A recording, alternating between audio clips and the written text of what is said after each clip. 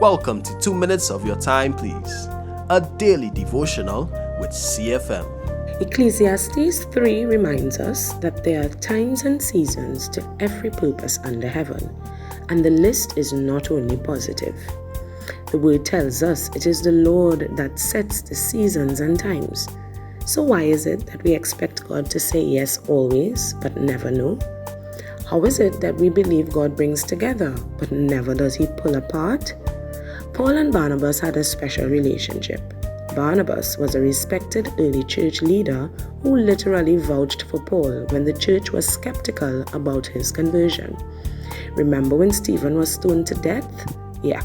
Saul was the one at whose feet the murderers laid their coats. The same Saul who persecuted the church severely, yes, he got saved, and the church was wary of him.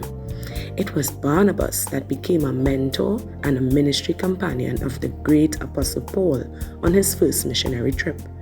Acts chapter 13 verse 4 states very clearly, it was the Holy Spirit that set them apart and sent them. Barnabas was the experienced mentor, but he allowed Paul to shine on the missionary trip. Paul was learning and he was growing. The two would, however, come to a sharp disagreement before the second missionary trip. They argued over taking John Mark, a young man who had deserted them on the first trip. Barnabas, the son of encouragement, he of course was in favor, but Paul, he was not. Ultimately, they decided to part ways and each took a new missionary partner. Was this divine argument God's way of initiating a change of season? His way of closing a mentorship relationship and saying, I am now separating you to cover twice as much ground? Can God do this? According to Luke 1:37, God can do anything.